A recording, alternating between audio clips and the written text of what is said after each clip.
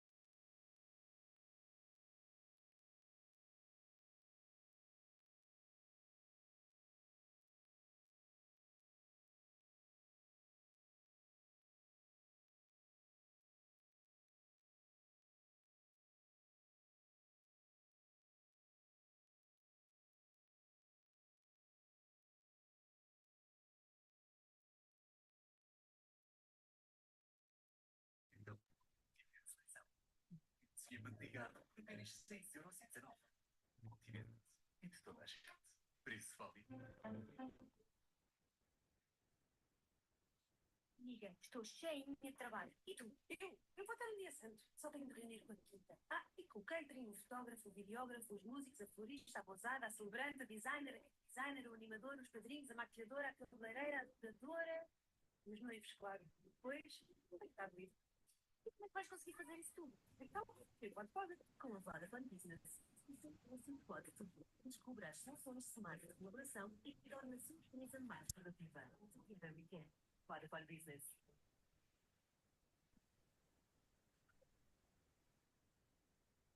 Morning, Dr. Tamashima. Can you hear me? Yes, Professor Luis. Yes, I Good can morning hear you. to you and our colleagues from Sanober Institute. It's a pleasure. It's equally pleasure, Professor Dr. Luis, and welcome from our side. This is good afternoon here. Welcome to all of your students and colleagues. It's great to be with you people.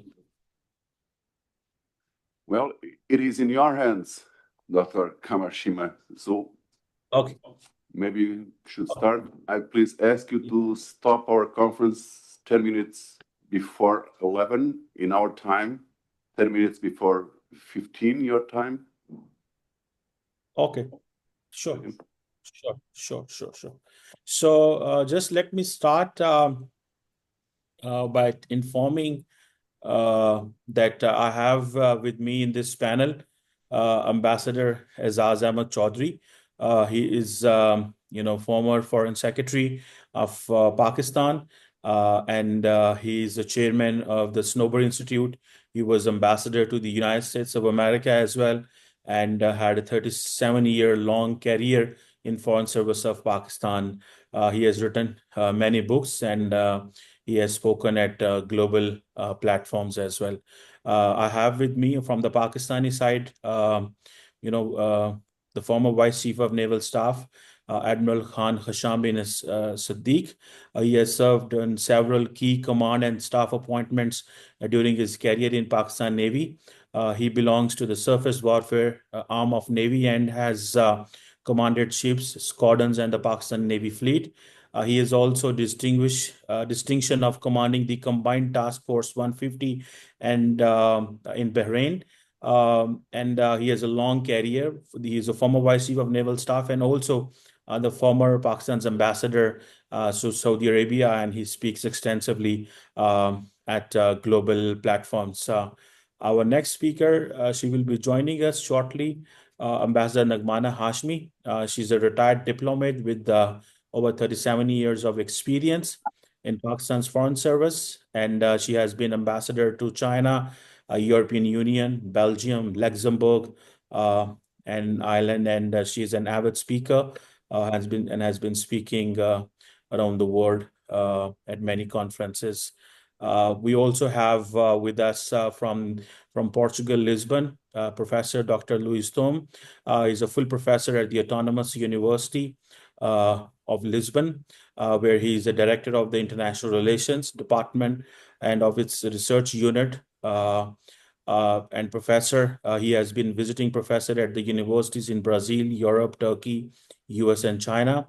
He was a special advisor to international relations and counterterrorism in the office of the Minister of Home Affairs, a special advisor to the Vice President of the European Parliament, and NATO researcher. We also have with us a second speaker from Portugal, a professor at the Autonomous University of Lisbon, Department of International Relations, Professor Carlos Gaspar. He's a senior researcher at the Portuguese Institute of International Relations at Nova University, Lisbon, where he served as a director for 5 years and associate researcher at OBSERVARE. So we have a rich panel with us. And Professor Gaspar, he was advisor to the National Defense Institute and the board of directors of the Orient Foundation. He served as a counselor to the president of Portuguese Republic, Antonio Ramlaho Ains, and Mario Soares, and George Sampio in different occasions. Please excuse my pronunciation in that case if I couldn't explain properly. Regarding this, the Sanober Institute. Sanober Institute, let me tell you, is a private sector think tank. And at the Sanober Institute, our vision simply and our goals are, our goals are rooted in thorough, objective, and non-partisan analysis of key issues. We aim to provide recommendations that can be scaled from macro policy reforms to micro-level interventions. We learn from global best practices and adapt them to the local context. We work with different sectors, particularly academics, institutions, practitioners, and we are a private sector think tank. And largely we work on, our focus is on geopolitics, geoeconomics, governance, and environmental issues. And we are happy to engage with the Autonomous University of Lisbon, which is a private university located in Lisbon. And I remember I had the honor to be in this room about 2 years back to speak to the students. And it's great honor to engage again with the university, with the Autonomous University of Lisbon and the Sanober Institute.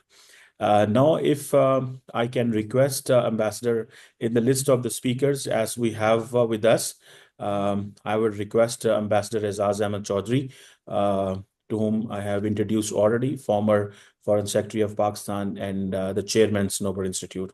Over to you, Ambassador Aizaz Ahmad Chaudhry. Thank you. Thank you, Dr. Qamar Cheema. Greetings to all in this webinar, and to special thanks to Université Autonome de Lisboa, Professor Luis and Professor Gaspar. As Dr. Qamar Cheema has indicated, Sanober Institute is an independent voice, and we have been fortunate to have partnered with Portugal Embassy in Islamabad to showcase your beautiful country to the people of Pakistan.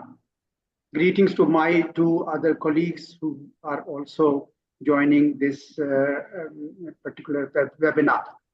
Now, the subject, European Union, South Asia relations in the current geopolitical context, would require me to first start with my assessment of the geopolitical context. There are 4 points I would like to make. My first point is that the world order that we had known since the end of the Second World War in 1945 is no longer in intact shape. We see that there is a complete disarray of the norms that had underpinned that order. We also see a disturbing trend of unilateralism, whereby major centers of power which have emerged are exerting their power potential unilaterally, with multilateralism on the descendant. And we also see that it is now a truly multipolar world with several centers of power. But some other disturbing trends include the rise in xenophobia, hatred for outsiders, and narrow nationalism. We also see the world had worked hard on free international trade, and now protectionist walls are going up. We see migrants no longer a fresh blood into societies, but are viewed as security threat or economic threat. Even climate change has become controversial despite a universal consensus on it because of the United States policies under Trump administration. So the worldwide, there is a disorder that we see around, and the rule-based international order is sliding back. The second trend that I see in the global geopolitical context is that there is a major power competition, particularly between the United States and China, which is intensifying. And we have also seen this competition play out, particularly in Asia, where the United States is relying on its military muscle through Indo-Pacific strategy, Quad, and other instruments. And the Chinese are relying on their economic muscle, essentially through their programs such as Belt and Road Initiative to reach out to the rest of the world. So world is not yet divided into camps, and the Cold War is not yet in place, but this competition is quite complex, and the countries are being called upon to make choices in favor of one or the other. The third geopolitical context I want to highlight is with regard to South Asia, and the fourth with regard to European Union. On South Asia, this is a region which remains least integrated. Unlike Europe, we have the biggest country in India, but it seems to be at loggerheads with nearly all other South Asian countries, including Pakistan, Bangladesh, Sri Lanka, Nepal, and even Maldives. And SAARC, which is the South Asian Association for Regional Cooperation, created in 1985, is also dysfunctional at the moment. On the European Union side, we see that things are changing there too. Relations between Europe and United States, the so-called transatlantic alliance, has weakened. We also see some economies of Europe not doing very well. And then above all, there is a war in Ukraine, which has created considerable hardships for Europeans. And we also see European countries spending more on their security and defense budget. So this is the world we are looking at this moment. Now, the subject, whether European Union and South Asia have a very important relations, I'm afraid that there is very little region-to-region engagement. The fault is not that of European Union. It has done well as a region, but South Asia has not done, unfortunately. Two reasons for that. One is because there is no regional integration at this time. And second, the focus of European Union is on India, the bigger country, rather than South Asia as a whole. Another point I want to make on this is that the emphasis of European Union has mostly been on economic investment and commercial relations with individual countries in South Asia region, including, of course, with Pakistan and Bangladesh, which focus a lot on GSP plus. But then most of the individual countries have their own economic partnerships with India, but as well as with other countries. So not as a region, but with individual countries. Third point I would like to make within this context is that Europe somehow tends to tilt towards India, possibly to push back China. That we think has given a limited role to the European Union in South Asia. I think this perspective needs some change because there are considerable opportunities of staying engaged with South Asia.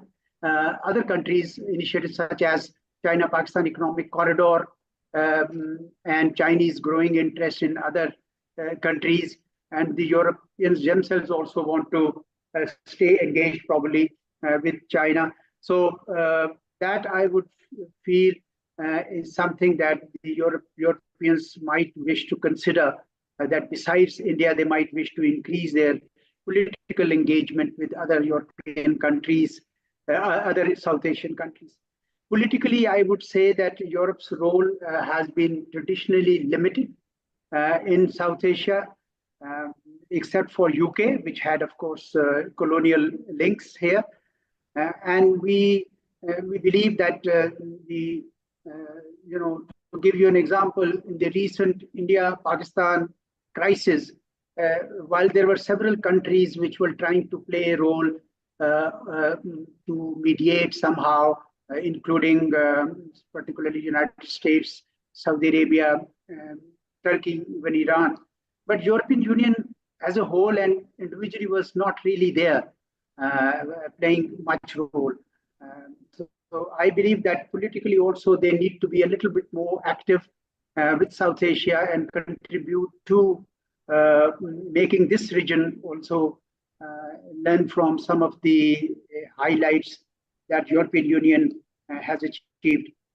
The exclusive focus that your EU has on human rights, labor standards is well placed, but I think a much greater attention needs to be placed on education. You are a university yourself, education, public health, and other areas which would contribute to the social development aspects of South Asian countries.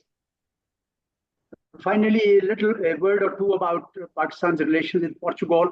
As I indicated, Portugal is a respected name in Pakistan. We have excellent relations with your country, but the commercial and trade links are really very limited. I think there is much greater scope, but even greater scope is on the cultural side because Portugal is a very rich culture, and there is and it's a bastion of tourism. So there's much that Pakistan can also learn from Portugal. I think with these few words, I'll hand over the floor back to Dr. Qamar. Thank you very much, Chaudhry Sahab, for explaining the EU-Asia relations and also explaining that how Pakistan can engage with the Europe. And at the same time, I think you rightly mentioned that Europe needs to zoom out and to look the entire region from a lens where there is a rising middle class in Pakistan and other countries where there are more opportunities and people are affluent. They have resources, and over the period of time, I have also seen that because of Pakistan's rising middle class, people can afford to go abroad for studies in Europe, USA, UK. That tells that the Europe also needs to look that Pakistan's middle class is also educated with the foreign education degrees, and they are performing here. So thank you very much, Ambassador Aizaz Ahmad Sahab. Now I would request Professor Louis Tom, who is the Director, Department of International Relations, and he's definitely the backbone behind all this conference we are arranging today between the Autonomous University and the Sanober Institute. Professor. Thank you, Dr. Qamar, and you are the backbone as well. So thank you, and thank you, Sanober Institute, for engaging this organization, the other distinguished speakers and participants online and here at the auditorium. Let me just share my PowerPoint.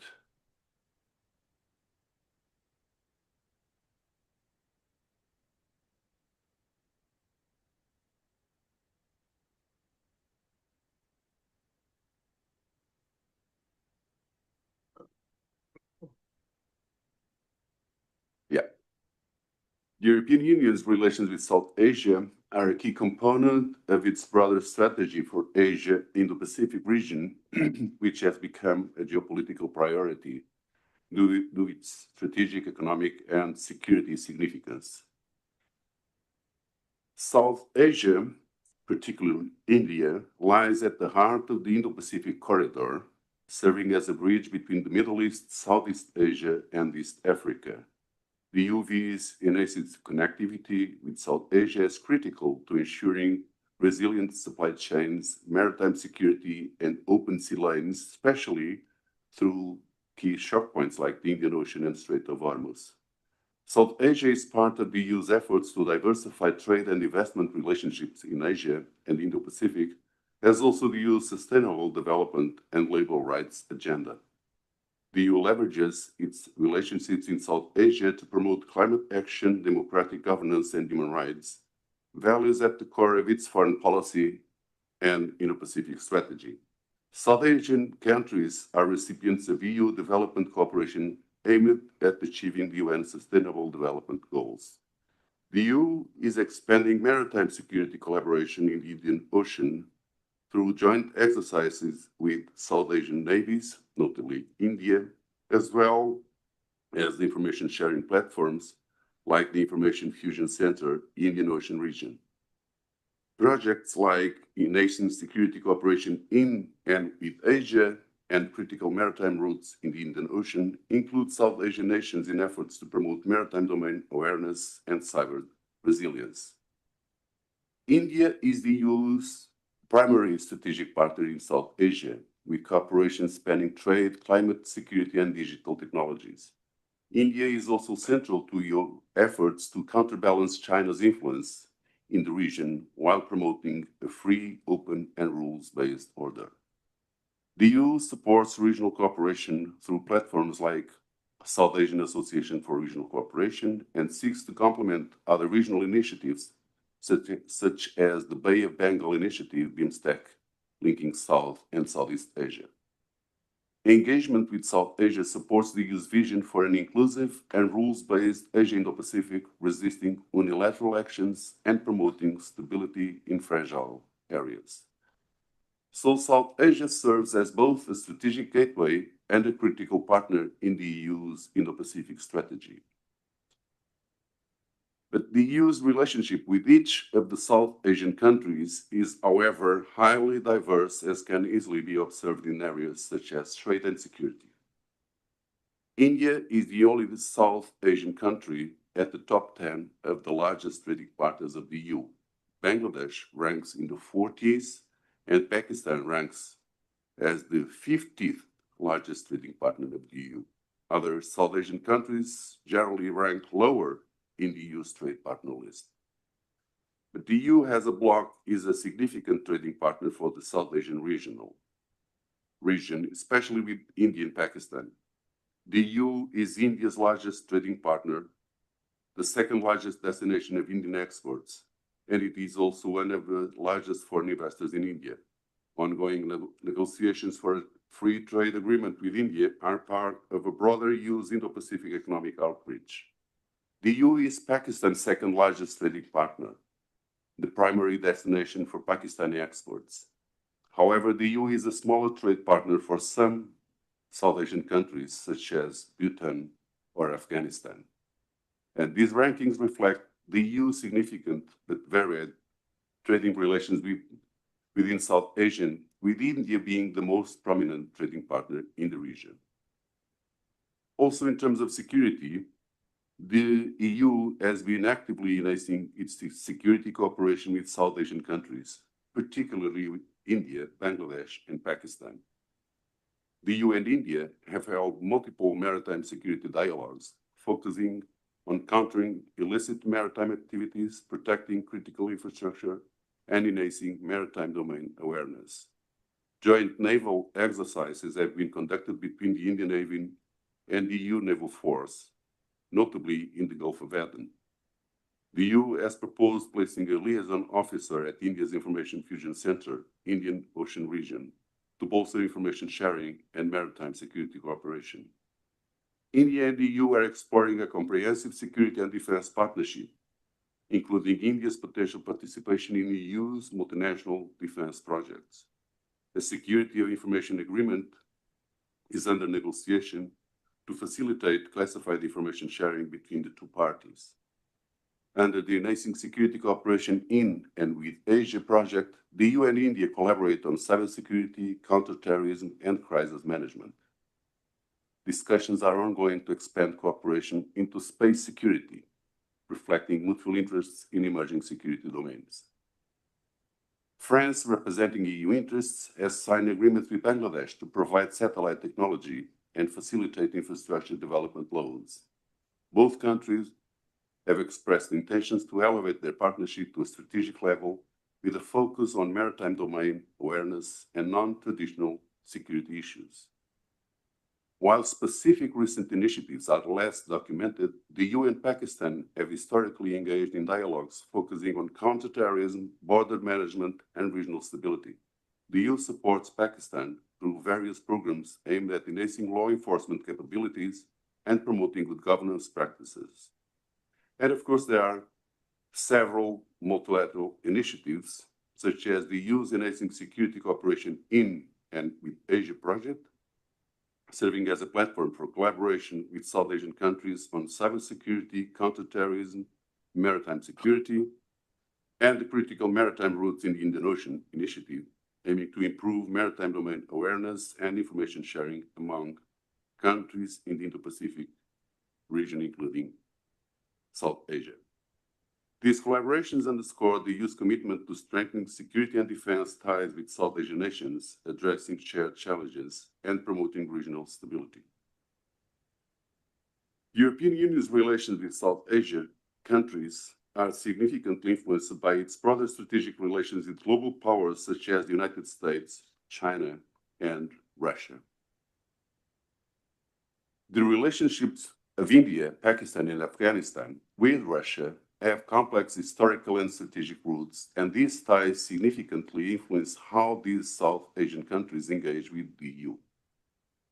India maintains a long-standing strategic partnership with Russia, especially in defense. Almost 40% of India's military equipment originates from Russia. During the war in Ukraine, India has not condemned Russia outright, choosing instead a non-aligned strategic autonomy approach. It continues to buy Russian oil and weapons, often at the discounted rates.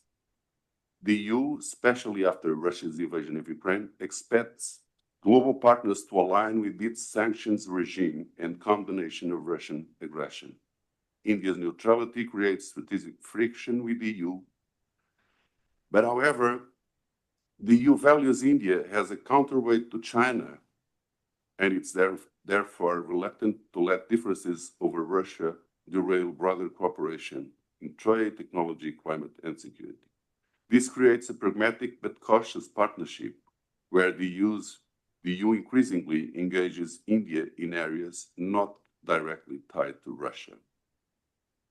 Pakistan-Russia relations have traditionally been distant due to Cold War alliances, but recent years have seen warming ties, including Pakistan's accession to the Shanghai Cooperation Organization, talks on energy deals such as gas pipelines, the Pakistan Stream Project, joint military drills and counterterrorism cooperation, and high-level visits, including former Pakistani Prime Minister Imran Khan's controversial visit to Moscow on the day of Ukraine invasion.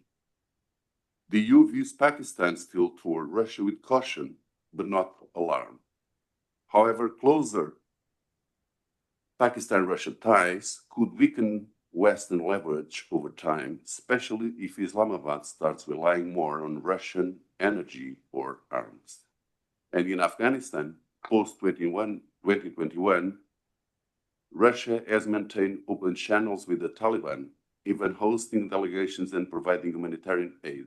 It seeks to ensure stability and counter ISIS-K threats in Central Asia. The EU, by contrast, has not recognized the Taliban, although it has provided humanitarian assistance and maintains limited technical engagement. Russia's support of the Taliban, even if pragmatic, indirectly hinders EU goals of promoting international norms in Afghanistan. Russia's relationship with these three South Asian countries create divergent challenges for the EU. With India, the tension lies in values versus strategic pragmatism. With Pakistan, there's a concern about shifting alignments and lost leverage. With Afghanistan, Russia competes with the EU for influence, values, and principles in a fragile, strategically located state. These dynamics underscore a larger challenge for the EU, maintaining a coherent foreign policy in South Asia, while balancing support for international law, strategic partnerships, stability, and development goals. The transatlantic alliance with the United States often aligns the EU with US policies in South Asia, particularly regarding counterterrorism, democratic governance, and regional stability. This alignment can sometimes limit the EU's room for maneuver, especially in countries where the US policies are viewed with skepticism. The US has taken a stronger strategic tilt toward India, particularly under its Indo-Pacific strategy and Quad partnership, and has generally avoided harsh criticism of India. The EU, by contrast, tries to maintain a more values-based approach, raising human rights issues while engaging all sides diplomatically. This can occasionally create subtle transatlantic friction. The EU emphasizes international law and civil liberties, while the US prioritizes strategic containment of China, often sidelining human rights debates to avoid alienating India. The EU's complex relationship with China also affects its approach to South Asia. As China expands its influence in the region through initiatives like the Belt and Road Initiative, the EU seeks to offer alternative models of cooperation based on transparency, sustainability, and rules-based governance. This can lead to both collaboration and tension with South Asian countries, depending on their strategic priorities. China-Pakistan economic corridor further complicates the EU's potential investment strategies. the EU's increasing concerns over Chinese assertivenesses in the Indo-Pacific and on its borders puts it in a delicate position. The EU avoids echoing the US line, aiming to maintain strategic autonomy.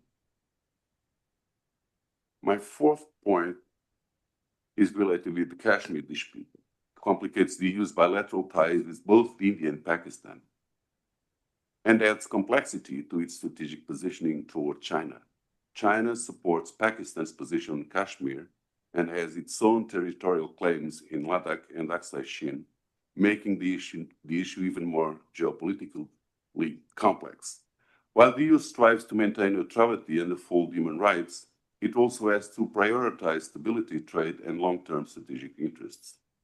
The EU has expressed concern over human rights in Indian administered Kashmir. The European Parliament, for example, has debated several resolutions critical of India's action in Kashmir, including issues like restrictions on communications, detentions of political leaders, press freedom violations. These concerns strain diplomatic relations with India, which often sees such debates as interference in internal affairs. At the same time, the EU also cautions Pakistan on cross-border terrorism and support for militant groups, maintaining a balanced, neutral stance. The India-Pakistan rivalry limits EU's strategic cooperation with the region as a whole. The EU must navigate carefully to avoid appearing partial. Security cooperation, especially on counter-terrorism, is complicated by mutual suspicion between the two South Asian rivals. This rivalry also weakens regional economic integration, making it harder for the EU to support multilateral trade or infrastructure initiatives like those under the Global Gateway or regional connectivity schemes. Finally, the Kashmir diaspora in some EU states, especially of Pakistani origin, actively lobbies EU institutions, influencing political discourse and occasionally generating diplomatic friction, particularly with India. So the EU must balance democratic values and human rights advocacy with geopolitical realism. It needs India as a partner in trade, tech, and regional stability. It continues development and counterterrorism partnerships with Pakistan. The EU's neutral rules-based posture allows it to act as a potential mediator or confidence builder. However, the EU does not appear to have sufficient political influence in Islamabad or New Delhi to play such a role. Moreover, India remains unwilling to accept third-party mediation or to multilateralize discussions regarding the Kashmir disputes. The Kashmir issue remains a low-profile but high-impact factor in shaping how assertive or cautious the EU is in the South Asia diplomacy. Finally, my last point is related with most important challenges and opportunities. The EU is working to foster institution building, democracy, good governance, and human rights, while it also has security concerns such as Kashmir conflict, Afghanistan, maritime security, and terrorism. Rising tensions between global powers, particularly the US-China rivalry and China's growing influence in South Asia, complicate the EU's diplomatic balancing act in the region. Issues such as restrictions on civil liberties, press freedom, and minority rights in countries like India, Pakistan, and Bangladesh clash with the EU's value-based foreign policy and affect trade preferences. Despite renewed talks, the EU-India Free Trade Agreement negotiations face hurdles due to differences over tariffs, intellectual property rights, and sustainability clauses. Border conflicts, terrorism, and the Taliban regime in Afghanistan pose risks to regional stability and EU investments. South Asia remains a significant source of irregular migration to the EU. Managing migration while respecting human rights is a complex policy challenge. South Asia is highly exposed to climate change impacts, but capacity to adapt and finance green transitions remains uneven, posing challenges for joint climate action. But there are major opportunities as well. Both the EU and South Asian countries like India seek to reduce overdependence on China, opening space for closer closer economic, technological, and security cooperation. The EU can support South Asia's digital transformation and energy transition through technology transfers, sustainable infrastructure, and climate finance.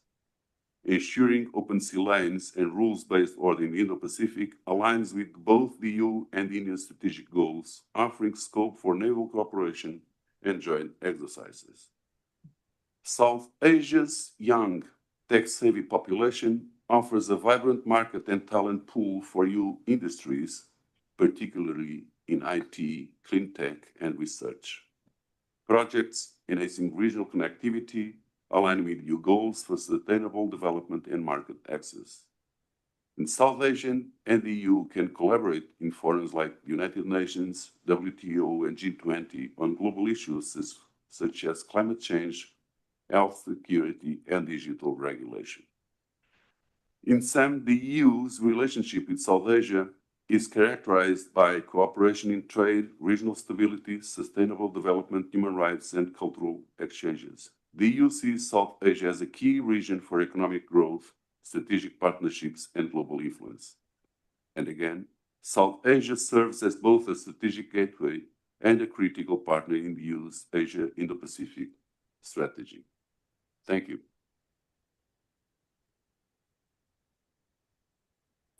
Thank you very much, Professor Luis, for in-depth explaining and in detail explaining us the European perspective for Asia, and I think you have touched many areas for which obviously many questions will be raised definitely by students, and we'll have a good conversation. Now, if I can request Admiral Khan Hasham bin Sadiq. He's a founding member of the Sanober Institute, and he has been Pakistan's ambassador to Saudi Arabia and also Pakistan's former Vice Chief of Naval Staff. So over to you, Khan Hasham sir. Thank you very much, Dr. Qamar Cheema. Good morning and good afternoon to everyone attending this webinar. It's a great pleasure to be here. While opting for participation in this seminar, I was a little apprehensive with respect to my previous background. So I would like to share my take it as an outsider's view. But it was very interesting to hear the maritime security aspects and very aptly pointed out.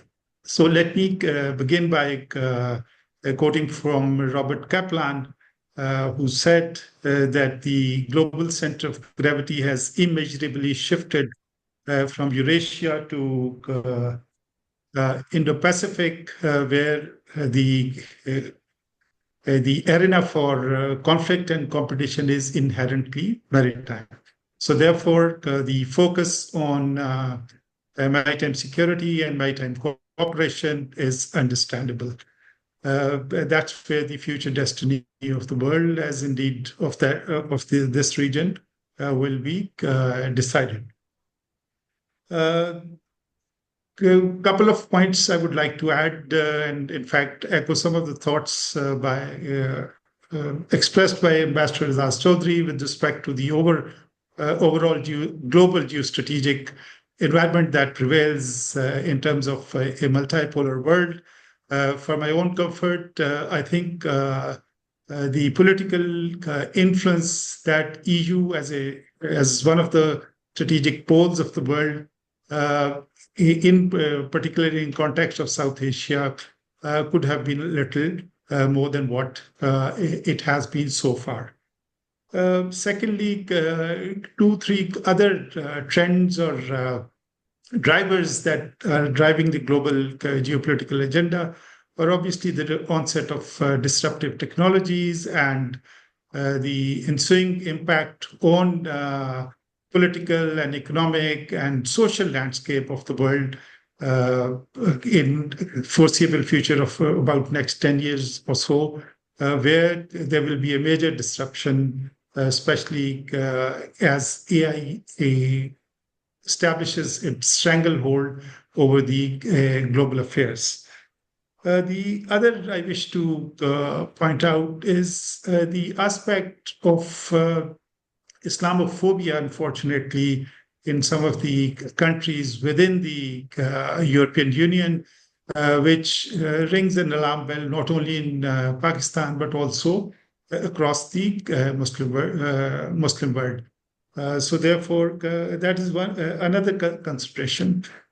The third, I wish to re-emphasize on two points already mentioned with respect to cybersecurity.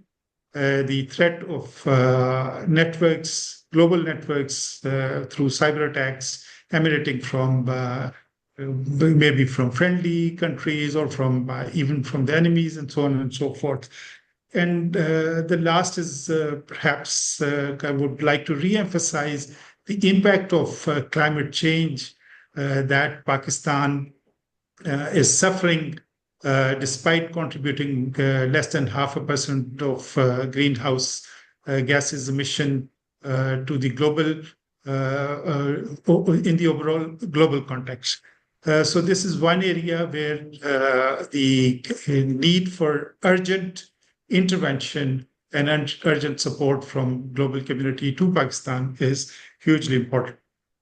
It is paradoxical, as Ambassador Aizaz pointed out, that a relationship between the least integrated region versus the most integrated region, the EU, which had enjoyed peace and benefits of globalization for the last 2-3 decades following the demise of unipolar world in 2001. It's a model which everybody across the world for a rule-based order. It was a model that was to be emulated by the entire world. Unfortunately, of late there has been the recent upheaval with respect to Ukraine crisis, and then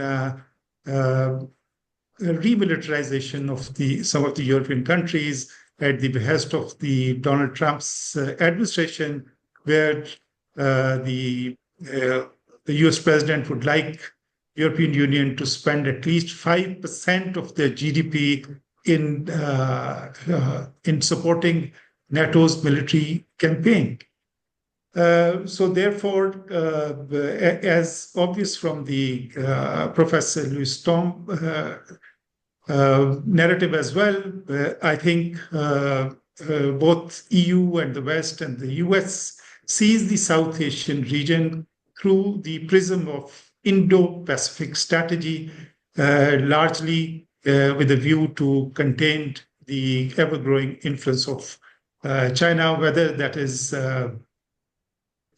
proposing a counter trade route through India, Middle East, Israel, and Europe, that corridor, and trying its level best to prevent the Belt and Road Initiative to take its shape as it had been planned by the partners, the 60-odd countries that are in partnership with China in the Belt and Road Initiative. I would like to re-emphasize that the Pakistan's economic well-being is predicated on successful completion of China-Pakistan economic corridor. Therefore, in a shift of policy, Pakistan and China welcome investment from the West, from the Middle East, from the Central Asia, to come and invest in the special economic zone. So therefore, for us, the economic well-being is predicated on successful implementation of China-Pakistan economic corridor with an all-inclusive. The second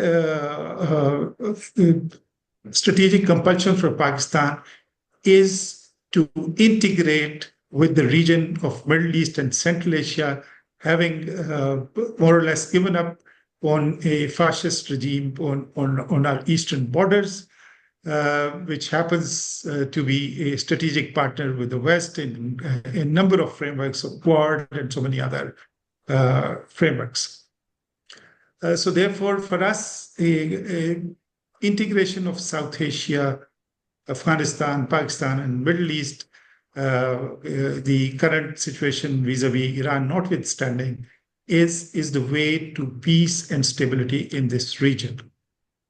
A word about maritime security cooperation. Pakistan has been at the forefront in the collaborative efforts of the global community, and having commanded the Combined Task Force as part of the Coalition Maritime Campaign Plan, and having seen to it that thanks to the vigil maintained by Pakistan Navy in partnership with others and undertaking recognized maritime domain awareness campaign to maintain peace and stability in this region and protection of slots.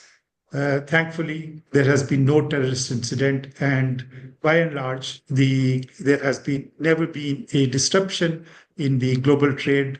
And we understand that the global community, in particular China and India, Korea, and EU, depend on the POL supplies and the trade which passes through which crisscrosses the Indian Ocean. So maintaining security in the maritime arena is a core national interest of Pakistan, as indeed it is with the EU. I think the professor mentioned cooperation with the Indian Fusion Center. May I also inform that we have a joint maritime information and coordination center where all the stakeholders, intra-Pakistan and at least 20 other countries, have a direct link to be able to share maritime picture with each other. And I think EU could do well in perhaps undertaking a similar arrangement. Obviously, the relation between Pakistan and EU are multifaceted. EU remains the second largest trading partner, and GSP1 status is hugely important. We are thankful to EU for their development cooperation and human capital development and their help in science and technology.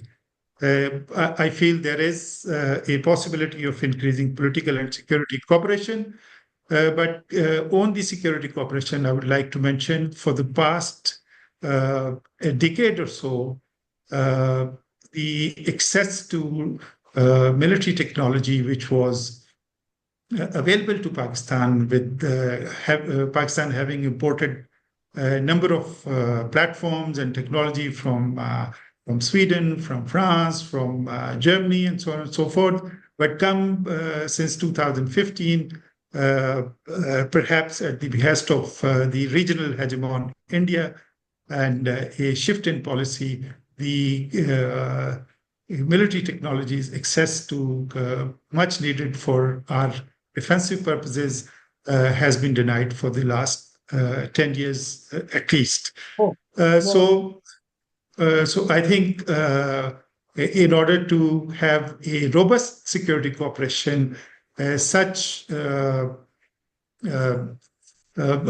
singling out Pakistan for the line of technologies needed for our territorial and other sovereignty issues, I think that is one area we could do that. Another area where I think Europe is beset with aging population and obviously, understandably, immigration issue. I think we have a strategic engagement plan with EU, where not only the HR, the skilled HR needed by the European countries can be customized and can be organized so that there is no illegal immigration, and also there is a continuous stream of skilled human resource that is required so badly by a number of European countries, particularly in areas of IT, healthcare, and so on and so forth, that would also help boost our economic and other bilateral relations. So therefore, my last comment with respect to relations is that the foreign policy is not a question of either or.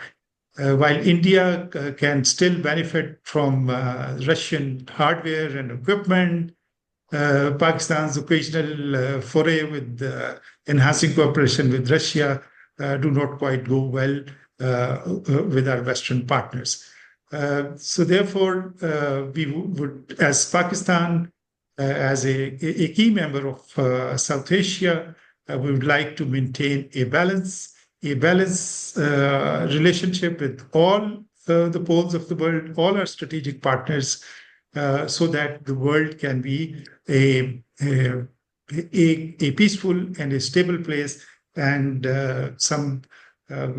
perhaps there is a lot to cooperate, because this South Asian region, because of the simmering political disputes, continues to remain in a perennial conflictual situation.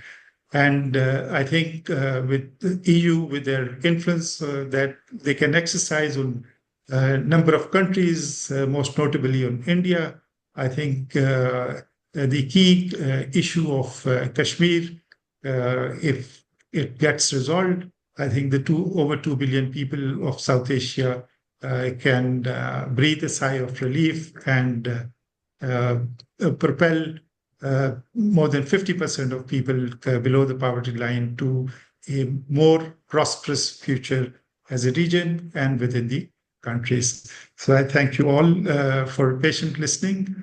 It has been a great pleasure to listen to Professor Tom and Ambassador Aizaz Chaudhry. Thank you.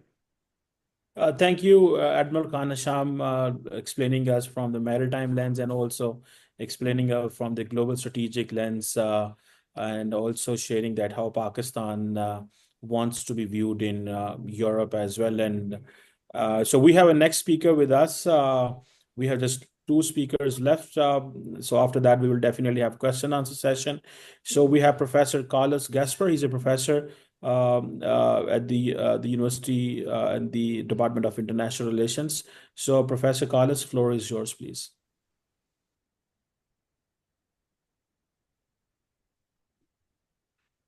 Thank you very much. It's an honor to join such a distinguished panel with our Pakistani colleagues and Professor Tomé.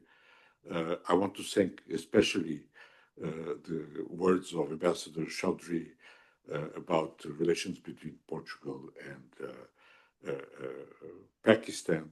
Portugal is a small European country, but it is a very old country, and old countries have long memories. And we remember quite well that back in the 1960s, after India's invasion of Goa, when Portugal was left standing alone in the face of India, was left by its Western allies standing alone in the face of India, Pakistan proved to be a very relevant ally.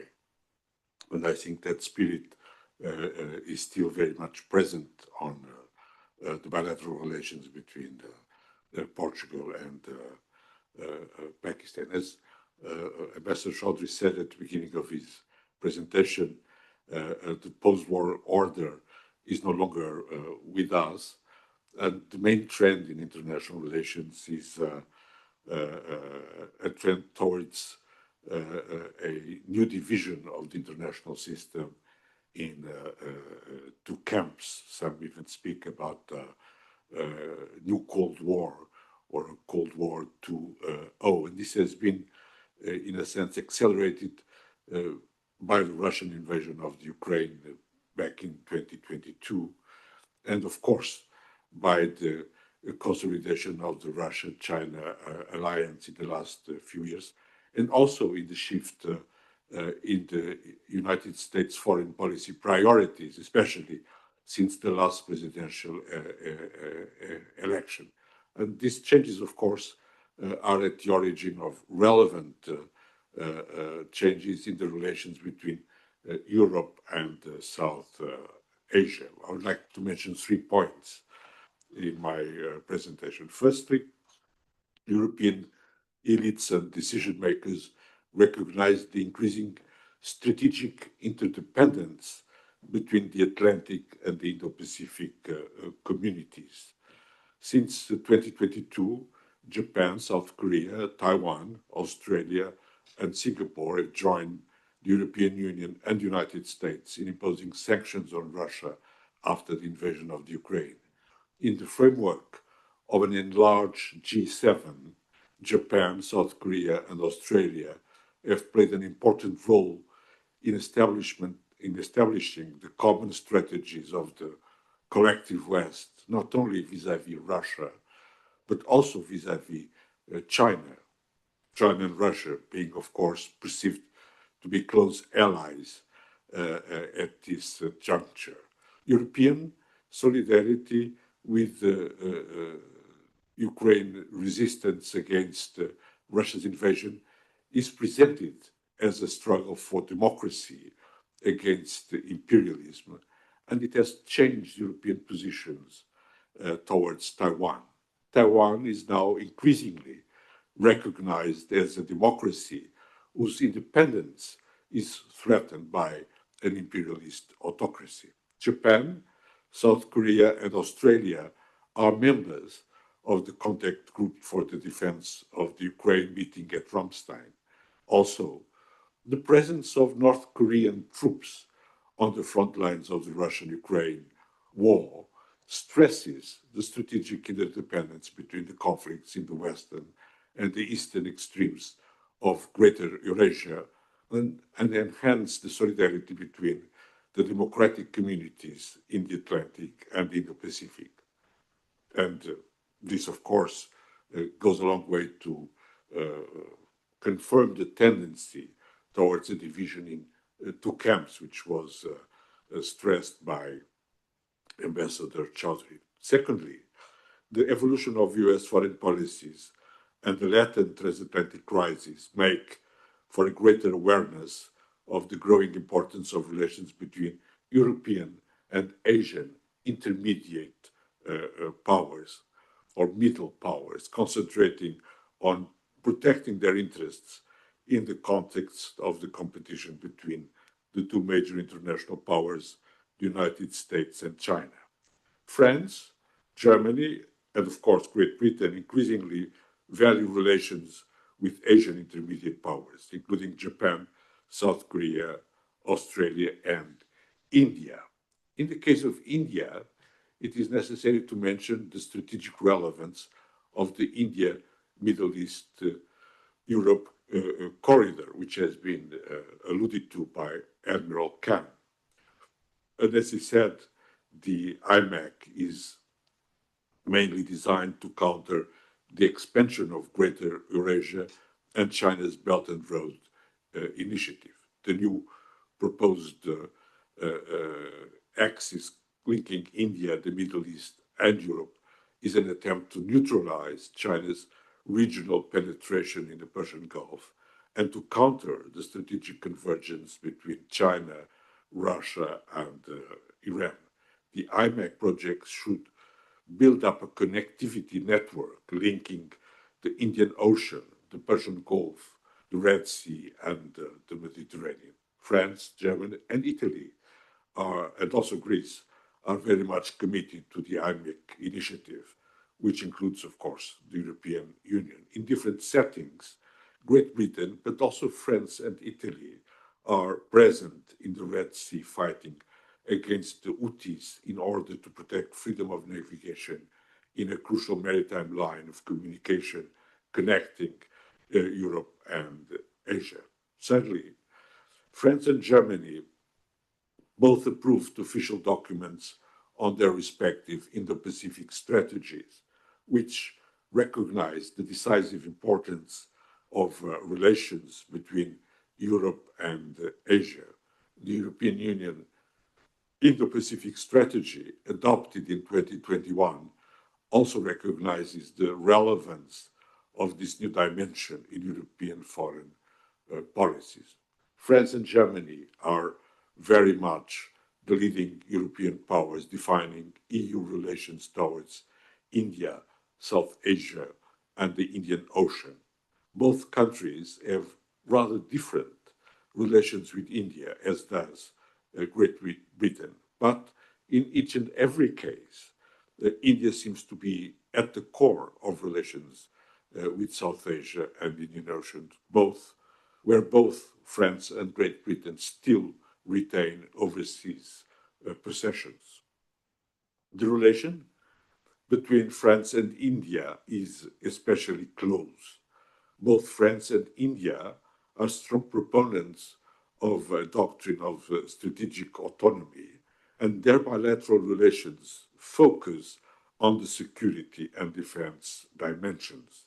India has acquired Rafale fighters, which were engaged in the latest conflict with Pakistan.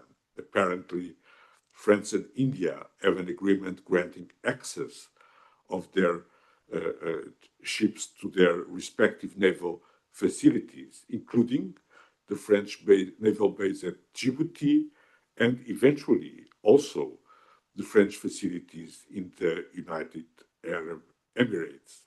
France is also at the forefront of the IMEC initiative. The partnership between France and India seems to be rather stronger and more confident than India's partnerships with either Germany or Great Britain. Germany is also a member of the IMEC framework, but its relations with India focus on trade, science and technology, and also education.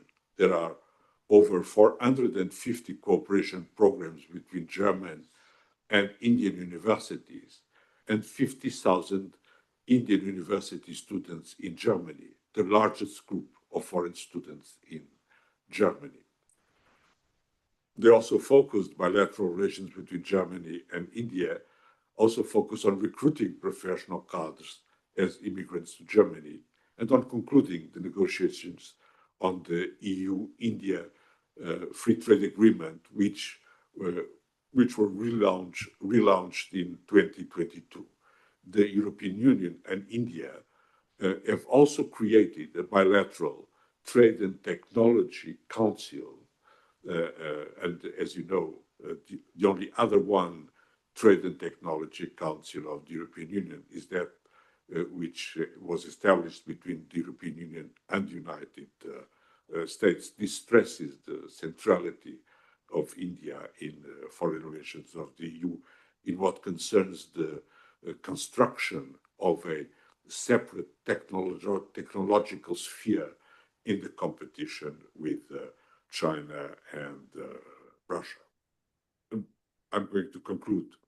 Germany and France, as well as the United States and Great Britain, look at India not only as a major power in South Asia, the regional hegemon, in the words of Admiral Khan, but also, more importantly, as one of the future 3 or 4 great powers at the center of the international balance of power. This perception, which may or may not be accurate, goes a long way to explain the lack of balance in EU relations with South Asia, which increasingly concentrate on India and tend to overlook other major regional players, namely Pakistan, which are equally critical not only for the stability of South Asia, but more broadly to the overall balance in the Indian Ocean. Thank you very much.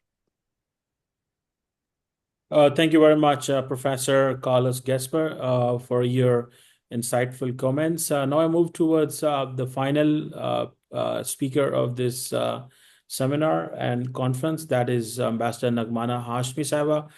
She has been Pakistan's former ambassador to the European Union, Belgium, Luxembourg, and also Pakistan's ambassador to China. So, Ambassador Naghmana Hashmi Sahiba, the floor is yours, please. Thank you very much. To begin with, a very good afternoon to all my European friends. And I think it's a very good initiative to have these kinds of conferences and seminars with academic institutions because it enriches each other, and it also helps to fill in any gaps that we might have in our understanding of each other's positions.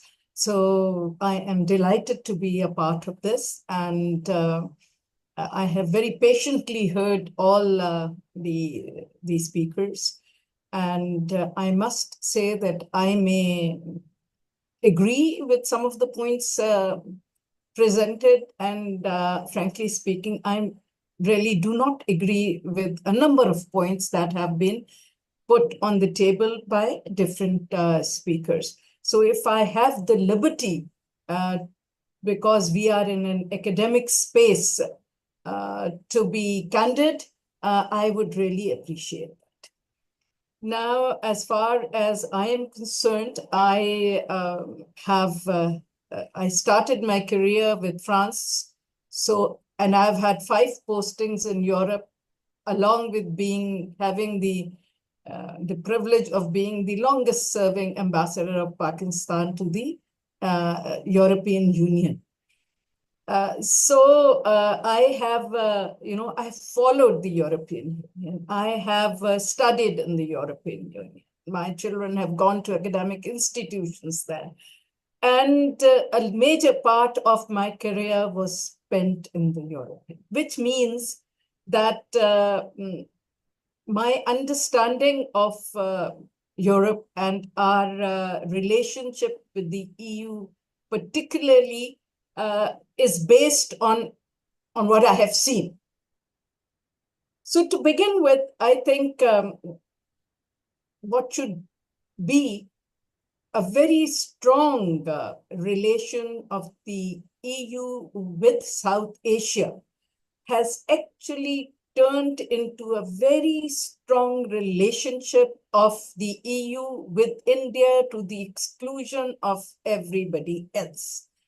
And I say this because till 1979, before the Afghanistan jihad, our relations with the European Union were very constructive.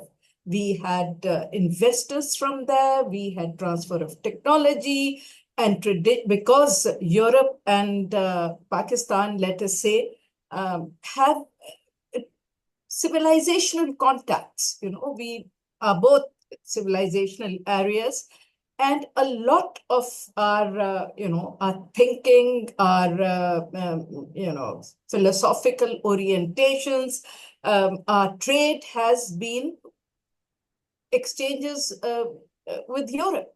So in that context, I think the relationship still lacks the depth and the intensity that it should. And the other South Asian countries, if I may speak on their behalf as well, feel that while along with India, we were also colonized, because of geostrategic and geopolitical and geoeconomic considerations, EU's attitude towards India has transcended and has now transformed into a strategic partnership, while that mindset of colonialism and of patronizing and sanctions and of petty development assistance is still there, and many of my colleagues here have said it. I don't want to repeat it. Naturally, there is no morality where national interests are concerned, and we have seen that. While EU considers itself to be the citadel of human rights and democracy and rule-based principles, Unfortunately, the reality is on the contrary. I will give you the example of Kashmir. I found it very strange when one of my colleagues in his presentation said that Kashmir was not a multilateral issue.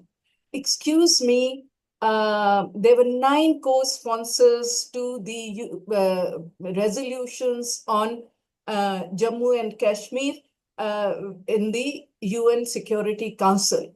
And many of them were your European colleagues, including Belgium and Ireland and some other countries. So it is an issue, an international issue that was brought to the United Nations Security Councils by India, co-sponsored by our European partners.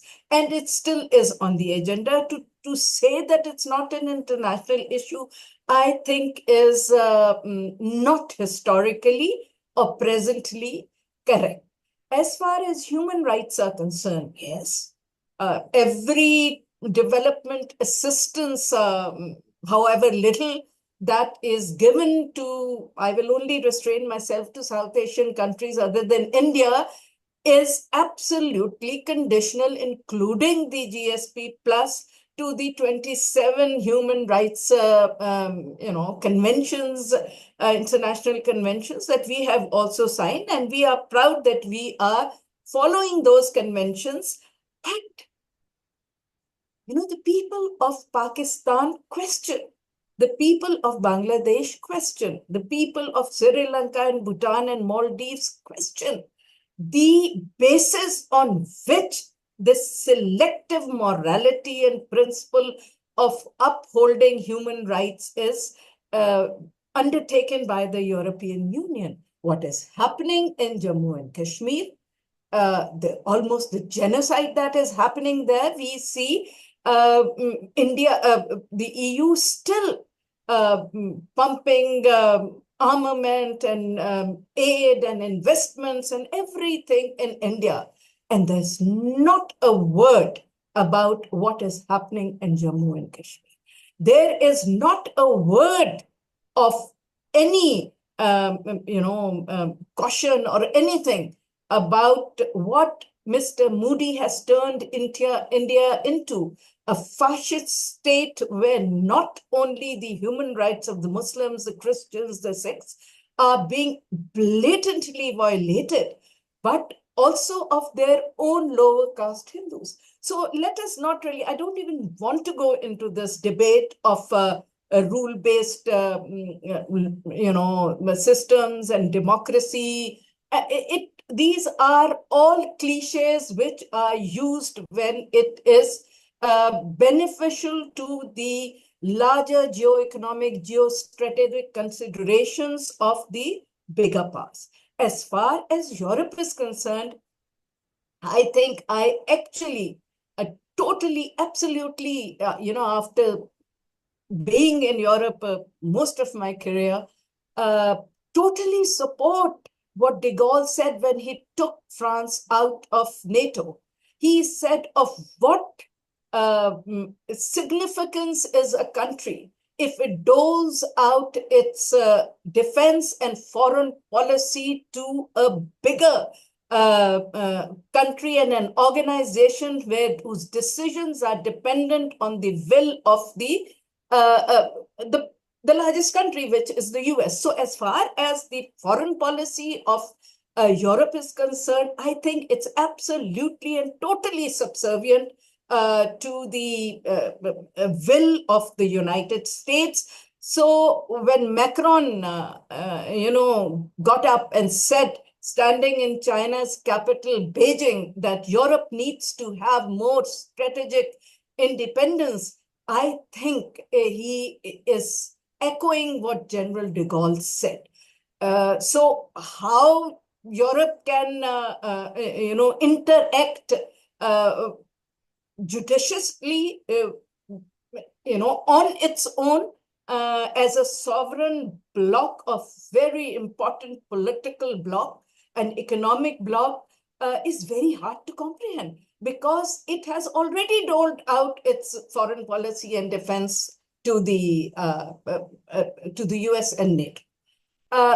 Now, let us talk about terrorism. I really was very amused when one of my colleagues here mentioned, sort of implying that Pakistan was involved in, extraterritorial terrorism, particularly in reference to India. Completely ignoring the fact that Pakistan has for years now shouted and screamed at the top of its voice, giving all possible evidence to the European Parliament, to the European capitals, and every European institution of possible. And yet, not a word is spoken about India. And the entire blame, whether it is, right or wrong, is squarely placed on Pakistan. This is something, I'm sorry, the people of Pakistan and the people of other South Asian countries are fed up of this attitude. That is why, sorry if I'm being very candid, you are talking of BMAC and whatever. Look at the attitude of the Bengalis, the Bangladesh. They have very clearly said during our conflict that Bangladesh should stand by Pakistan. We are fed up of the hegemonic, bullying of India. Look where Nepal is today. Nepal is so well connected and entrenched with the Chinese, whether it's through connectivity or through trade, through development assistance. The same goes with Maldives, who told the Indians to please let me speak. You have given other people a just I want to add one thing. If you conclude this in 2-3 minutes, because we will be just left with 30 minutes for question answer. That's what I want to say. Say whatever you like, but no, but please understand. I mean, you've given others a bit of time. At least give me 5 minutes. So what I'm saying here is, Europe is very important to us because we are culturally, as I said, and intellectually more close to Europe than to America or the Chinese or anybody else. But unfortunately, this is not the same with the European Union, who's being very, very selective in South Asia, only concentrating on one country, closing their eyes completely to all human rights violation, all terrorism emanating from there. So we understand that you are in competition with the Chinese and you want to encircle them. All that is fine. But the people of Pakistan, we have a huge diaspora there. You are the second largest trading partner. We would like to continue to have very, very good relationship with you, but they have to be balanced. And, we cannot have an EU patronizing us, lecturing us, while still closing their eyes, absolutely blind towards where India is going and supporting. That is taken as the EU being against our national interest. So as friends, and if you have that kind of diplomatic and political and defense, sovereignty, other than, from the Americans, then I think it is now time for the EU to rethink how it is looking at South Asia, because India today is isolated. None of the South Asian countries are with them, including Afghanistan, who in our 2 days, 3 days fight with the war with the Indians, ensured the Pakistanis that the western border will not be disturbed and will remain silent. So please, this connectivity dream of yours, BMAC, is not going to take off except in papers. It is not possible. Just like the Eurasian connectivity plan of the Americans who, in the 80s, and the Americans wanted the Europeans to pay for it, never took off the ground. So I think Pakistan, being good friends of the EU, would like to continue to have very good relations with the EU while maintaining our absolutely strategic relationship with the Chinese, because that is where our national interest, sovereignty, and territorial integrity rests. We would like EU to rethink its attitude and its policy towards South Asia and not just hinge on India. Thank you. Thank you very much, Ambassador Naghmana Hashmi, for your remarks. Now I will give the floor to Professor Lewis because you have the people in front of you who wants to ask questions, and I'm sure I can't see the much of those, so it will be great if you can take questions, and I think I would love to. Ambassador Aizaz Chaudhry, Ambassador Naghmana Hashmi, Admiral Khan Hasham, and Professor sitting with you is they're all willing to answer the question. So the floor is yours, please.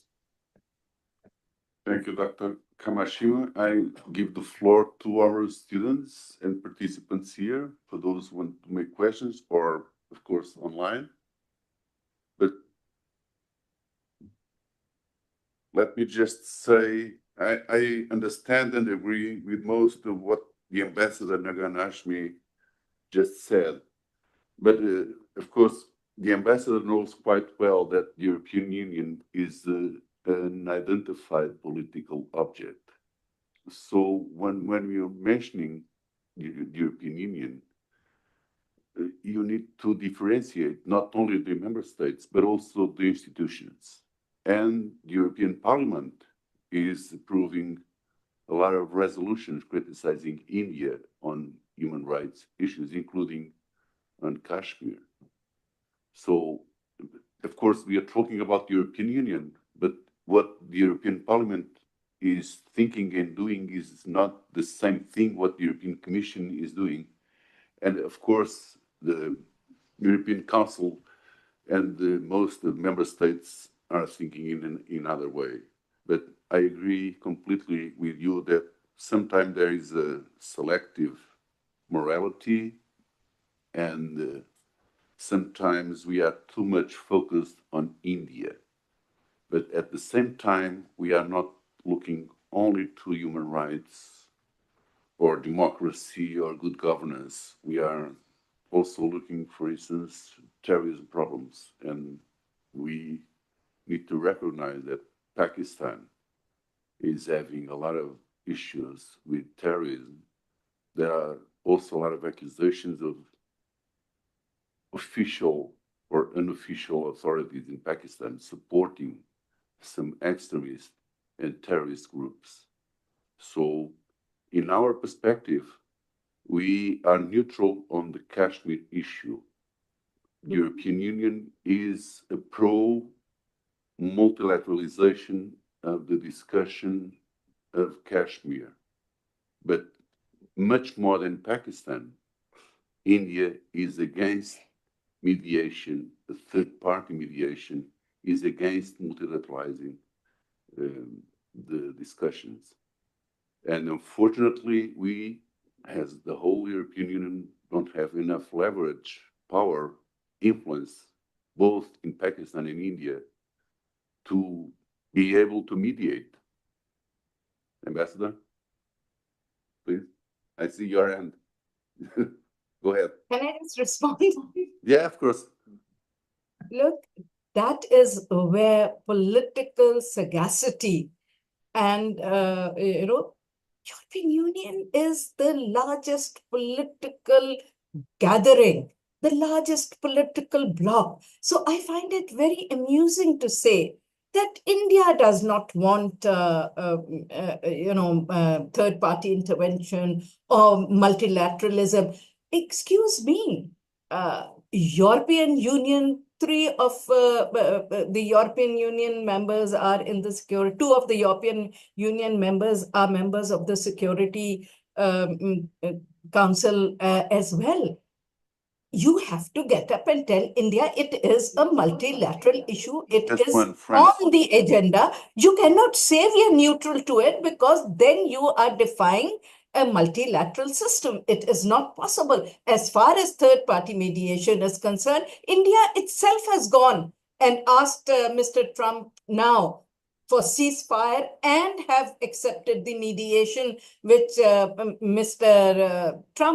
President Trump has now offered. So I think as a very influential political bloc that understands Asia and Middle East much, much, much better than the Americans, we expect our European friends, our European colleagues to be more forthcoming, to be more rule-based, and not to say that we are neutral. And we, just because India says it's not a multilateral issue, we'll believe it.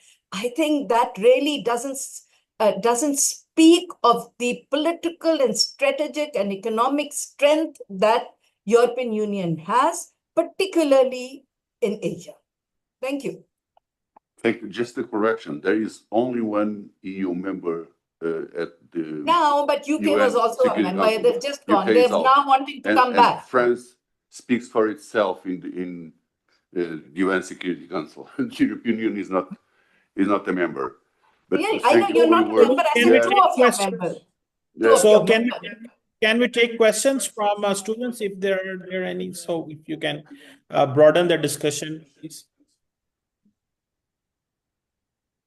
Questions in the auditorium? Or if in case Ambassador Aizaz, you want to comment anything, if there is no question, Professor Luis, is there any question? There is a comment here. May I ask our colleagues in Pakistan to develop a bit the relevance of their very close relationship with China, which I think is not very well understood in Europe. Thank you. Can I answer that question? Yes, madam, please. As I said, I've had 5 postings in Europe, but I've also had 2 in China. So I thought that maybe let me answer that question.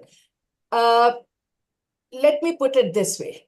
We want good relationship with everybody, including the US. They've been as strategic partners. We've been non-NATO allies. That also includes the EU. We've had very good relations with the EU. We want to maintain very good relations with EU. But as far as our strategic compass is concerned, there is no doubt in the minds of anyone in Pakistan that our strategic compass is very firmly oriented towards the Chinese. It always was, is, and will always be, because we might have, some economic interests with Europe and with the Americans, but they have never ever supported us when we really needed them and were always abandoned. And our enemy, the Indians, have been supported. So if we do not maintain strategic relationship with China, then our entire national interest and sovereignty and territorial integrity would be in danger. Therefore, if you look at Pakistan today, it is not that it has happened over 5 years or 10 years. Our relationship with each other now spans 75 years. And in those 75 years, irrespective of whether we were actually in the Western camp, members of CETO and CENTO, or we were, non-NATO allies or partners in war on terror, we have never, ever compromised our relationship with China. Our relationship with the Americans have been transactional, and we want to have a long-term stable relationship with the Americans and the European Union, but there is no doubt in anybody's mind where our strategic relationship is. And I think the European Union should have no problems with that, because the Indians that they support so much and idealize so much have a strategic relationship. They had it with the Soviet Union, former Soviet Union. They have it with Russia, and under no circumstances have they compromised their relationship with Russia. And we saw that during the Ukraine crisis. So if that can be taken as a given, yes, we are strategic. India is a strategic partner with the West, but still has a preference for their Russian strategic partnership. So when push comes to shove, they stand by the Russians. So when push comes to shove, we stand by the Chinese, and the Chinese stand by us. And this is something that should be taken they should be understood by the Europeans and the Americans, just as they understand that and accommodate that with the Indians. So we want good relations with the West, no doubts about it, both with European Union and the Americans, but our strategic interests lie elsewhere. Thank you. Thank you. There is a question here from the audience. Thanks a lot. I will provide, I promise, a very brief context, but then I will ask an actual question. First of all, let me thank to the panel, Dr. Chaudhry, Dr. Hasham, the ambassador, and it's always good, and I mean it sincerely, when some dissent is brought to the debate. I think when we talk about the European Union and Pakistan, and I mostly refer to, there was some potential for the future that was mentioned in the first intervention, but I mostly mentioned the intervention of the ambassador. There were two separate issues. Either we define relationships on strategic interests, and now the ambassador was saying that for reasons that are perfectly understandable, the Pakistanis have a strategic relationship with China and they don't have with others. That's perfectly fine. Or we define ourselves as normative actors. Sometimes there is a blurring, and I agree that there is some hypocrisy from the European Union in how it has, especially in the beginning of this century, not always defined if it was a geopolitical actor or a normative actor. Maybe there is an overdue effort to make this clear. But here, when it comes to this division, I frankly have a bit of a confusion. And this is where the question is. The Pakistan state has a strategic relationship with China of mutual interest over other partners. Well, the European Union or the European countries, because they are different things, they can also prefer India to other actors. This is also perfectly acceptable. And we talked about the case of France. Pakistan as a mutual beneficial strategic alliance partnership with China. France, I think it's fair to say, as it was mentioned, as one with India. Well, this is perfectly acceptable. We choose our partners connected to our interests. If we move to the normative side, while I agree with some of what was said, I think there is an exam of conscience, and I'm not exactly an expert, I have to say, on the Kashmir issue. But there was a point raised by Professor Tomé about terrorism. My impression, and this is the impression that I've seen in several reports of the EU, is that, frankly speaking, because we are being frank, Pakistan has not had the cooperation on terrorism that the European Union seeks. And it's perfectly fair. Maybe there are good reasons. This is what we've been seeing. This is what we've been seeing. And this is, I think, was the point that was raised by Professor Tomé. So maybe this is perceived as unfair. And I think we should not be bogged down into whether there is terrorism on each of the sides. But I would really like to hear you provide a perspective, the Pakistan perspective on this point, because you provided the perspective on what Professor Tomé mentioned about the India not wanting to be a multilateral issue. We got that. But what about the perception from the European Union? Maybe it is unfair that the terrorism cooperation with India apparently is better than Pakistan. So to summarize, one thing is interests, and everybody has interests. The second part on the normative part. Thank you. So can I answer that? Yeah. Because I know the mechanisms there. Well, thank you very much. Yes, EU has the liberty and each country has the liberty to choose their strategic partners. Good luck to you. And good luck to us. Now, as far as terrorism is concerned, let's see, where did terrorism emerge from? To begin with, Pakistan has been in the front line on the fight against terrorism, a terrorism that was brought to Pakistan and to the region, not by Pakistan. It was brought in because of the conflict between, the last battle of Cold War that was fought between the Soviet Union and the Western powers in the garb of a jihad. When their interests were done, they left and left all the terrorism in the region and Pakistan to deal with it. Pakistan has lost 260 billion losses only in trade and economy, not to count anything else. We lost 90,000 civilians and soldiers in the war against. Every day, Pakistan is being,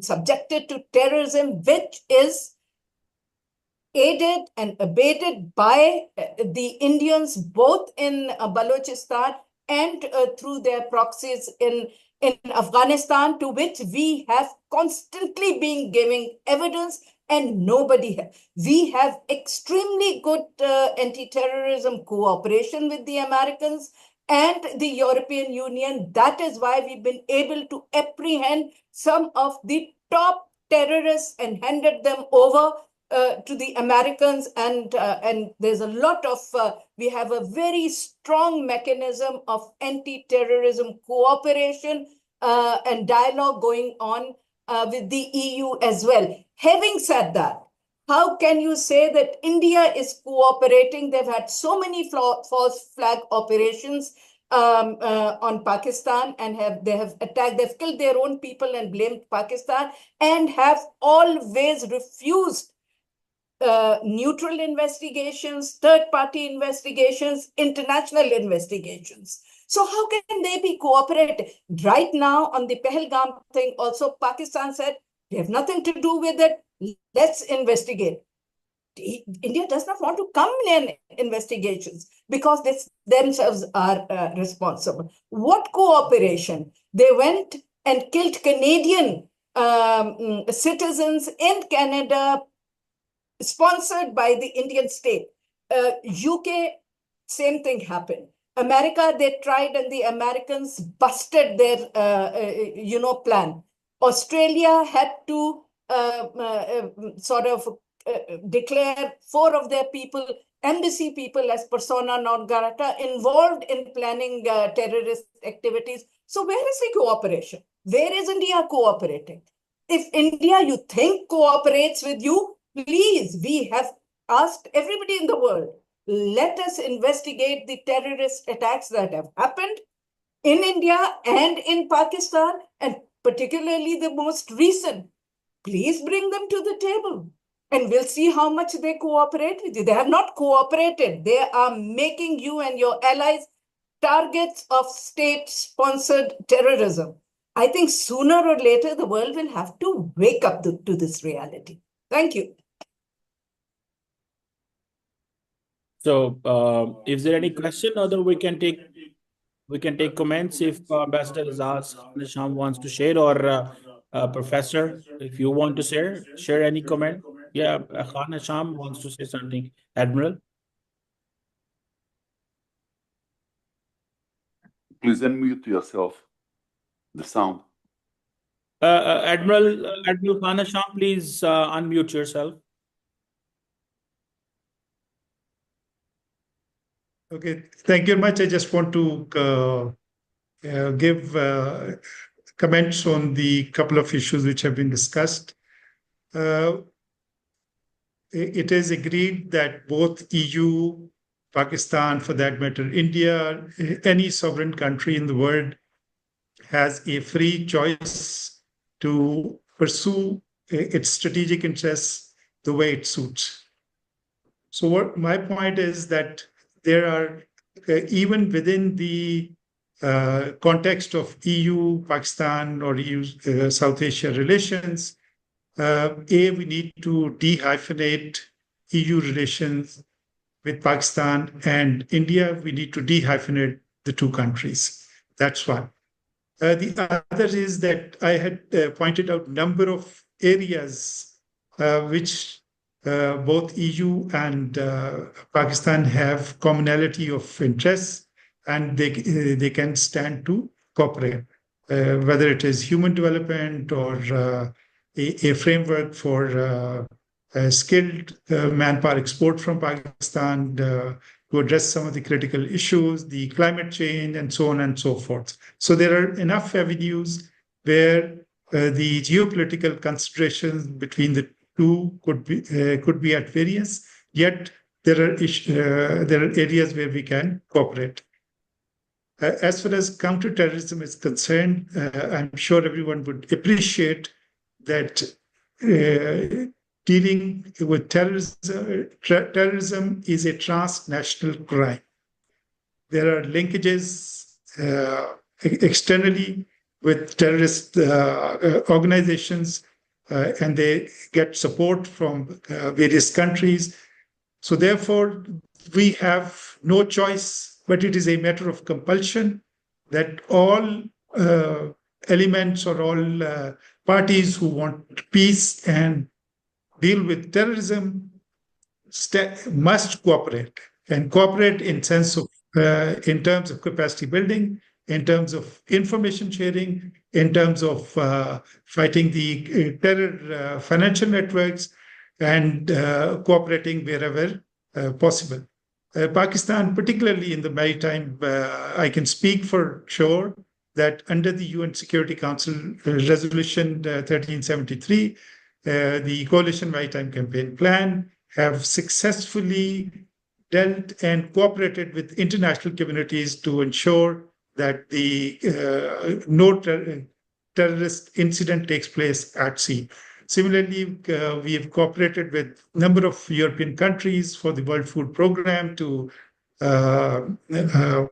Somalia and so on and so forth, and similarly anti-smuggling, anti-drug operations, and there is a huge cooperation. And I think maritime arena is one area where the cooperation has been natural and has been quite heartwarming. So therefore, counterterrorism, whereas Pakistan remains a victim, having endured for many, many years, we would be the number one candidate to see to it that terrorism, not only in Pakistan, but across the world, is eradicated. Thank you so much.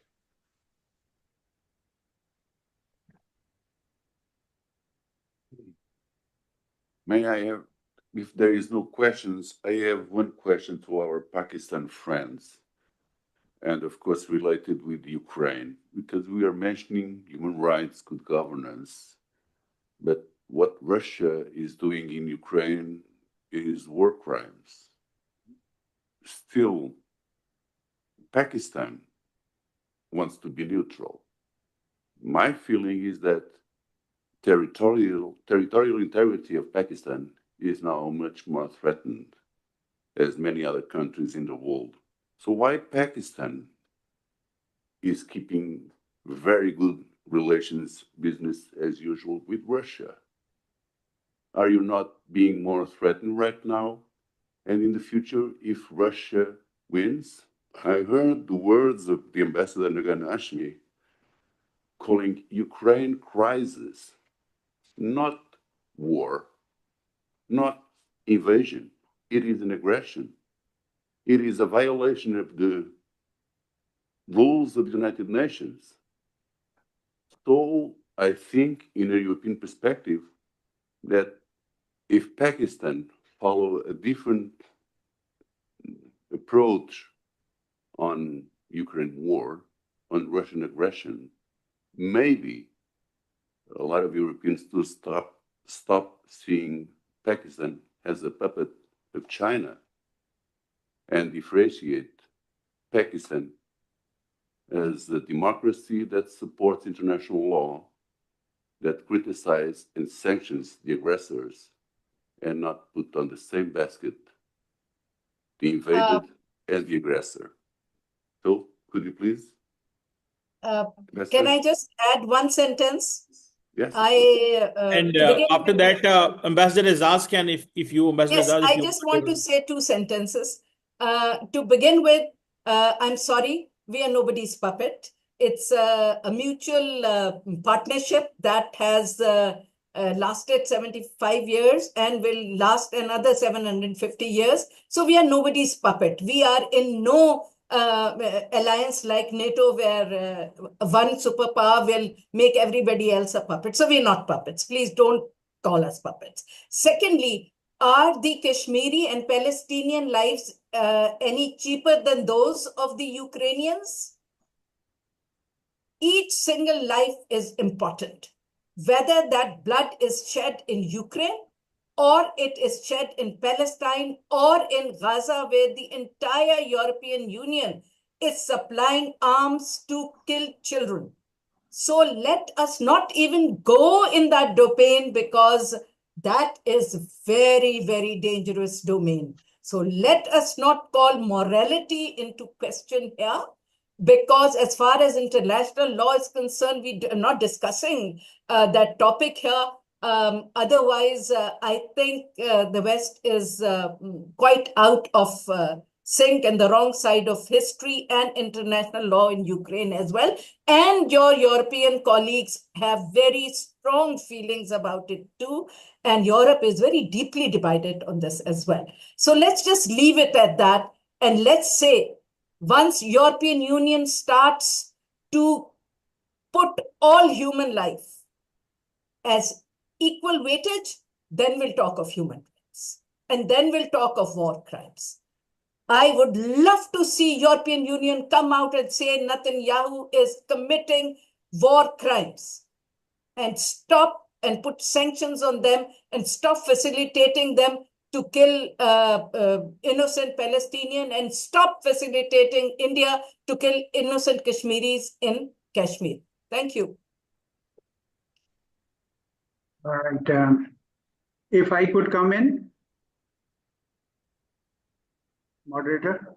Yes, please go ahead. Go I think yes, Ambassador, please. Okay, I'll just, if you allow, I'll just make a roundup of many points that were raised, sort of concluding remarks from our side, and then the Portuguese side can do that.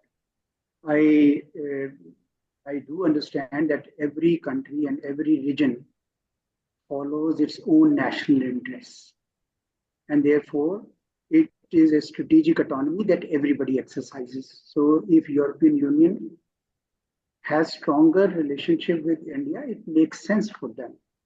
It's a big market, bigger country, and they want to have relationship with India. Pakistan should not have any objections to it, nor does it have any objections to it. It's not a zero sum. The approach is that if you are taking a higher moral ground of, say, human rights violation, then it should be seen equally in other parts of the world as well, including in what we call as Indian occupied Kashmir, and also in Palestine, as Ambassador Naghmana Hashmi pointed out. Otherwise, if you have relationship with India, that is, of course, there's no issue with it. Pakistan has good relations with China. Pakistan also has good relations with US. We have had sustained periods of engagement, close engagement actually, with the United States. And therefore, even today, the government of Pakistan has a policy of pursuing good relations with all. European Union is an important player. It's a very large trading partner of Pakistan. How can we ignore, despite whatever our expectations may be from the European Union? As for terrorism, I think we have really fought hard. Where we have failed, in my view, or we have been lacking, is that we have not been able to demonstrate to the world how much we have fought. Ambassador Naghmana Hashmi pointed out some. But even in other domains, what India alleges is cross-border terrorism or terrorist infrastructure in Pakistan. They recently bombarded a place called Muridgeh, saying that it is LET headquarters, whereas if you go there, there is absolutely nothing except a mosque and schools and some other places. People go there anytime. And so therefore, just because India has used a particular phrase for so many times and it has a bigger clout, bigger presence in the US and the West doesn't mean that it is right on these things. Financial Action Task Force teams came, 1373 UN Security Council 1373 monitoring committee teams came. They all gave a clean bill of health to Pakistan on that. So I think where we need to actually demonstrate more, perhaps I'm just talking to myself, is that we should perhaps showcase more to you what we have done. Unfortunately, India has an ideologically driven government at this time. Otherwise, there were periods where we used to engage, but for the last 9 years, this government has not engaged with Pakistan in any domain. And it is not Pakistan which is saying, no, we don't want to talk. It is India which is repeatedly saying that it doesn't want to talk. If you want to have IMEC, which has, of course, been put on hold, and I saw the map, it shows whole of Kashmir as part of India, which we don't accept actually in that kind of map. We believe that Gilgit-Baltistan and AJK are Pakistan administered Kashmir, and therefore we will always have reservations on. You can do what you think must be done, but we also believe that we also would have our reservations on these things. Ukraine. And there have been two views in Pakistan. One view was that a bigger country has invaded a relatively smaller neighbor and occupied a part of this territory. So therefore, it is a violation of the cardinal principle of sovereignty and territorial integrity. And therefore, Russia is wrong. Then there are other views that Ukraine, Russia was sort of had the understanding from the US since 1994 that NATO would not move an inch eastward after Warsaw Pact has been dissolved, but it didn't happen. So it kept creeping forward, and Ukraine was kind of red line for Russia, because that would bring, if Ukraine were to join NATO, that would bring NATO missiles right on the borders of Russia. So Russians acted in their own national security. That was the second perspective in Pakistan, and that's why Pakistan opted to, abstain on that resolution. Though we explained in our position that aggression must be condemned and aggression must not take place. I think this explanation vote is on record. The Ukrainians have been displaced; their human rights have been violated.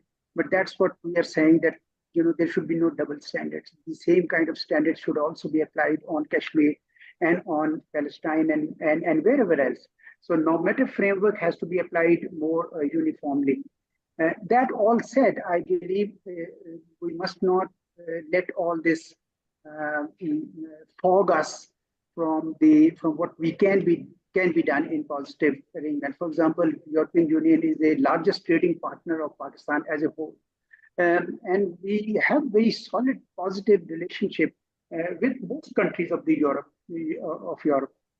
And therefore, I think Pakistan regards Europe as a very important continent for Pakistan. And then Admiral Hasham spoke of the potential of huge cooperation in maritime space.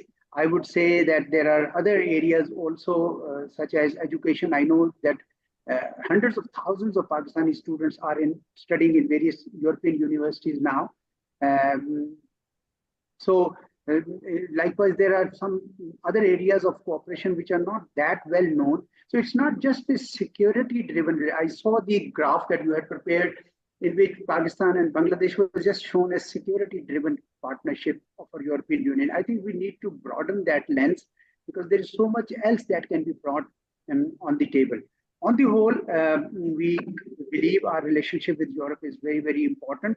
And such gatherings as this one is important because we need to clarify to each other our respective positions, but the common space that we have on which to work together for mutual benefit is of course too important. We have our differences on situations, particularly with regard to India in Kashmir, but I believe that Pakistan needs to also keep its focus on what is possible in terms of cooperation. We should not throw baby with the bathwater. So that bathwater is actually very, very important for Pakistan. Maybe we should continue our dialogue. And I think with most European countries, Pakistan has a bilateral political consultations. And that's where we actually exchange our views. But this is an academic environment. So therefore, we were more candid and more free. And I hope it would be taken in the same light. Thank you very much for this opportunity. Thank you, Ambassador. I think it is a very good way to close our panel on behalf of the Autonomous University of Lisbon. We want to thank, of course, Sanober Institute, Dr. Qamar, Ambassador Chaudhry, Admiral Khan, Ambassador Hashmi. I think it is a very fruitful discussion, and I think my perception is, if it is in our hands, the EU-South Asia relations would be much better in a better world. So, Dr. Qamar, I give you the final word. Please go ahead. Thank you very much, Professor Luis. It's a great to have to have a conversation with you and at the university. And I know many people are watching, and the students must have been more beneficial by understanding the South Asian perspective from the Pakistani lens as well. And I think Pakistan and all the countries, Pakistan, India, Bangladesh, all these countries have enough to contribute. And I think we are contributing already. And I think what we have seen over the period of time, in just 1 minute, I'm completing that we believe that sometimes we need to zoom out. We need to pause and zoom out and look at the region that which country can perform well, or which country has a potential. Pakistan is also 250 million people population. We can deliver so much to the Europe, and we are looking forward to that. And so does India, a market of 1.4 billion people, and then so does Bangladesh. So I think this conversation today has definitely helped us to understand what the European Union is thinking about South Asia, Pakistan, and India, and the region. And I think the Portuguese perspective has come to us. I think this is very much beneficial. Thank you very much, Professor Luis. Thank you very much. Thank you very much. Thank you very much. We really appreciate this effort. Thank you. Thank you. Good afternoon to you, and a very big hug to our Pakistan friends. Good afternoon. Thank you. Thank you.